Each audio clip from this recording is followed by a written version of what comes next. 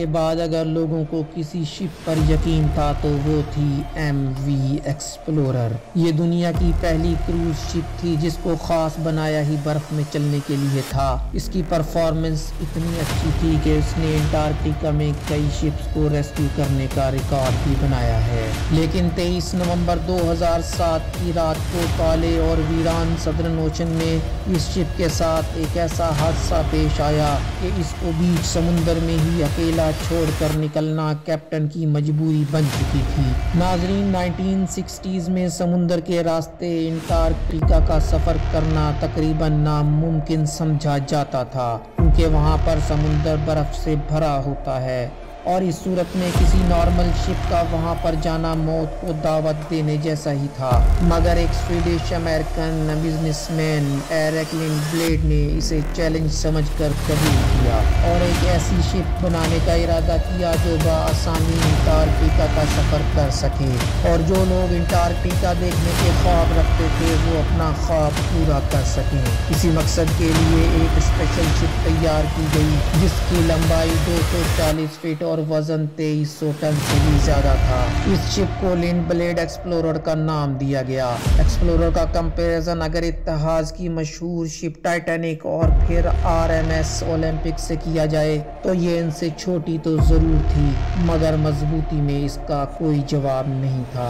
یہ وہ پہلی کروز شپ بنائی گئی تھی جس کا مقصد پیسنجرز کو انٹارکٹیکا کے برفیلے پانی کی سیر کروانا تھا۔ نارملی یہ کام عام شپس نہیں کر سکتے۔ اگر کبھی شپ کو برفیلے سمندر میں جانا ہو تو ان کے آگے آئس بریکر لگایا جاتا ہے، لیکن یہ آئس کلاس 1A شپ تھی، یعنی اسے برف میں جانے کے لیے آئس بریکر کی ضرورت نہیں تھی، بلکہ اس کا ڈیزائن ایسے تیار کیا گیا تھا کہ شپ کے وزن سے ہی برف ٹوٹتی جاتی تھی۔ اس شپ میں 104 پیسنجر اور 54 کریو ممبرز کے لیے جگہ موجود تھی۔ کروز شپ میں تمام لگژری فیسلٹیز کے ساتھ ساتھ ایک اور چیز بھی تھی جو MVM ایکسپلورر کی شان میں اضافہ کر رہی تھی، کیونکہ اسے خاص طور پر انٹارکٹیکا کے سفر کے لیے بنایا گیا تھا اور وہاں موجود برف سے محفوظ رکھنے کے لیے اس کے پہنے کو ڈبل لیئر میں بنایا گیا تھا۔ لانچ ہوتے ہی یہ شپ پوری دنیا میں مشہور ہو گیا اور لوگ اس پر سوار ہو کر انٹارکٹیکا جانے کی خواہش رکھنے لگے۔ اصل میں پہلے اس کا نام تو لنڈ بلیڈ ایکسپلورر رکھا گیا تھا، لیکن وقت کے ساتھ ساتھ اس شپ کے آنرز بھی بدلتے رہے اور 2004 میں آخری بار اس کو Toronto based travel company gap adventures نے خریدا، جنہوں نے اس کا نام MV ایکسپلورر رکھ دیا تھا۔ اس کے بعد یہ کسی اور مالک کے قبضے میں نہیں آ پائے گی، ایسا کسی کے وہم و گمان میں بھی نہیں تھا۔ 2007 تک MV ایکسپلورر انٹارکٹیکا کے 250 کامیاب سفر کر چکی تھی، لیکن اسی سال کے نومبر میں اس کو ایک ایسے سفر پر روانہ ہونا تھا جہاں سے لوٹ کر یہ کبھی واپس نہیں آئے گی۔ یہ نومبر 2007 تھا۔ MV ایکسپلورر اپنے 19 روزہ سفر کے لیے بالکل تیار تھی۔ اس کو ارجنٹینا کے شہر اوسایا سے سٹارٹ لینا تھا اور فلکلینڈ آئی لینڈ سے ہوتے ہوئے ساؤتھ جارجیا آئی لینڈ اور پھر انٹارکٹیکا تک پہنچنا تھا۔ 11 نومبر 2007 کو MV ایکسپلورر میں 100 پیسنجر اور 54 کریو ممبرز ایک بار پھر سے انٹارکٹیکا کے اس حسین سفر کے لیے روانہ ہوئے۔ یہاں تک سب نارمل چل رہا تھا، کسی کو بھی اندازہ نہیں تھا کہ ان کا یہ حسین سفر ان کو کس مصیبت میں دھکیلنے والا ہے۔ MV ایکسپلورر کے کیپٹن 49 سالہ بینک وائی مین تھے۔ وہ ہزاروں بار اس برف سے بھرے سمندر پر شپ چلا چکے تھے اور اسی ایکسپیرینس کی وجہ سے پیسنجرز خود کو محفوظ سمجھ رہے تھے، پر انٹارکٹیکا کے شپ کے لیے کیپٹن چاہے کتنے بھی ایکسپیرینس کیوں نہ ہو، وہاں کی بدلتی کنڈیشنز کی وجہ سے ہر بار مختلف مسائل کا سامنا کرنا پڑتا ہے اور ہر بار ایک نیا چیلنج ان کے لیے تیار ہوتا ہے۔ اس سفر کی شروعات میں کیپٹن بینک وائی مین نے ایک حیران کن فیصلہ کیا۔ وہ اپنے پلانڈ रूट से हटकर शिप को एक नए रूट पर से लेकर जाना चाहते थे, क्योंकि कैप्टन का मानना था कि ऐसा करने से शायद वो ज्यादा बर्फ वाले इलाकों से बचकर अपनी मंजिल तक पहुंच सकेंगे।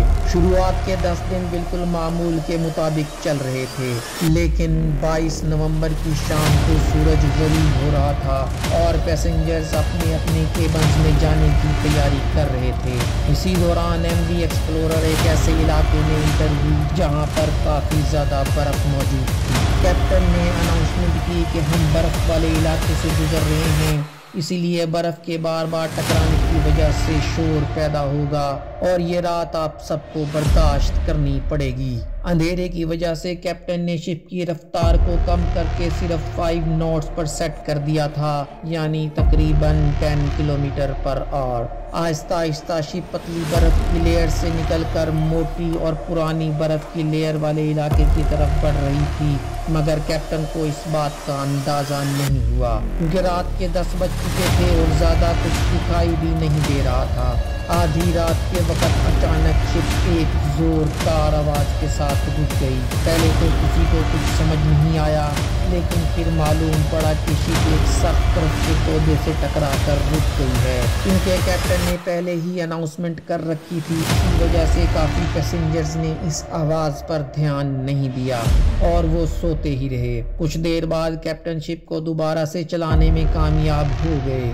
एक्सप्लोरर अब दोबारा से बर्फ को काटते हुए बर्फीले समुंदर में आगे बढ़ रही थी, मगर कैप्टन समेत शिप में सवार पैसेंजर्स ये नहीं जानते थे कि शिप के पैंदे में एक सुराख हो चुका है और पानी अब धीरे धीरे शिप के निचले हिस्से में जमा होना शुरू हो चुका है।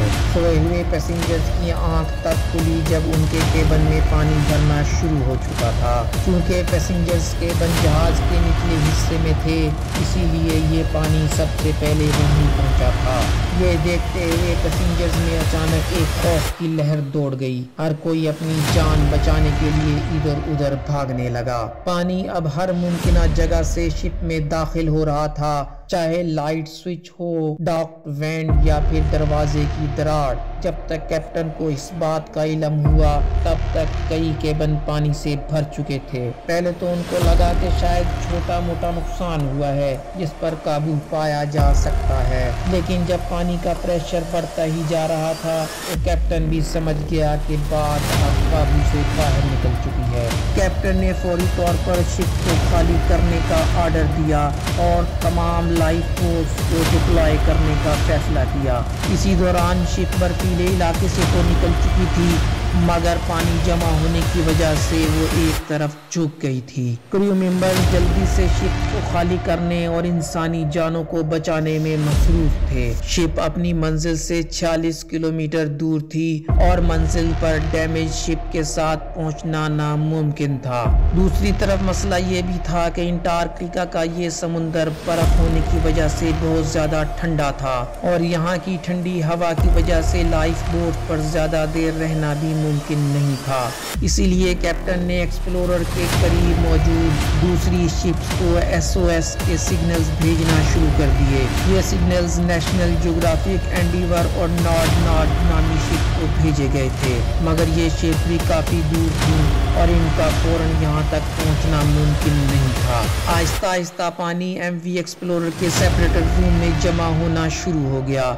ये वो रूम होता है जहां शिप की तमाम मशीनरी मौजूद होती है, यानी इसी रूम से ही पूरी शिप को पावर दी जाती है। इस रूम में पानी भरने की वजह से अब MV एक्सप्लोरर की तमाम इलेक्ट्रिसिटी बंद हो गई। अंटार्कटिका के बर्फीले समुंदर के बीचों बीच अब MV एक्सप्लोरर बिल्कुल अंधेरे में तनहा खड़ी थी।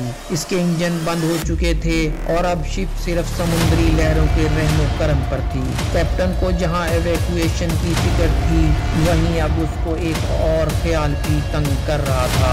अगर शिप का इंजन दोबारा से ऑन न किया गया तो तेज हवाएं और लहरें शिप को दोबारा बर्फ वाले इलाके की तरफ धकेल सकती थीं। इलेक्ट्रिकल फेलियर की वजह से शिप को मैनुअल तरीके से ऑन करने की कोशिश की गई خوش قسمتی سے یہ آئیڈیا کام کر گیا اور انجنز ایک بار پھر سے سٹارٹ ہو گئے۔ کریو ممبرز نے شپ کو خالی کروانے کا پروسیس ایک بار پھر سے تیز کر دیا۔ کچھ ہی دیر میں جہاز پر سوار تمام افراد 4 لائف بوٹس پر سوار ہو کر ٹھنڈے ترین پانی میں اتر گئے۔ کچھ دیر تک کیپٹن اور چند کریو ممبرز شپ کو سیدھا کرنے کی کوشش کرتے رہے، لیکن آخر کار انجن ایک بار پھر سے بند ہو گئے۔ اب ایم وی ایکسپلورر میں پانی تیزی سے بڑھتا جا رہا تھا اور کیپٹن کو جلد از جلد کوئی فیصلہ کرنا تھا، لہذا کیپٹن اور چند کریو ممبرز بھی شپ سے اتر کر لائف بوٹ میں سوار ہو گئے۔ اب یہ 150 سے زیادہ لوگ لائف بوٹس میں موجود ٹھنڈے ترین سمندر میں کھلے آسمان کے نیچے کسی مدد کا انتظار کر رہے تھے، اور ٹھنڈی ہوا ان کا انتظار مشکل سے مشکل بنا رہی تھی۔ اگلے 4 گھنٹوں تک یہ انتظار جاری رہا اور آخر کار ایک شپ ان کو بچانے کے لیے پہنچ ہی گئی۔ یہ ناج تھی جسے کیپٹن نے SOS کال دی تھی۔ تمام لوگوں کو تو کامیابی سے بچا لیا گیا، لیکن ایم وی ایکسپلورر کے نصیب میں ڈوبنا ہی لکھا تھا۔ ایم وی ایکسپلورر کے اس حادثے پر ایک انویسٹیگیشن ٹیم بھی بٹھائی گئی، جس سے یہ نتیجہ سامنے آیا کہ یہ نقصان کیپٹن بینک وائی مین کی غلطی کی وجہ سے ہوا، کیونکہ کیپٹن نے جس برف کو پہلے سال کی پتلی برف سمجھ کر شپ کو اس علاقے میں داخل کیا، اصل میں وہ کئی سال پرانی برف کی موٹی لیئر تھی۔ آج ایم وی ایکسپلورر کا شپ ریک پینگوئن آئی لینڈ سے 25 میل ساؤتھ ایسٹ میں 1300 میٹر کی گہرائی میں موجود ہے۔ امید ہے ہماری یہ ویڈیو بھی آپ لوگ بھرپور لائک اور شیئر کریں گے۔ آپ لوگوں کے پیار بھرے کمنٹس کا بہت بہت شکریہ۔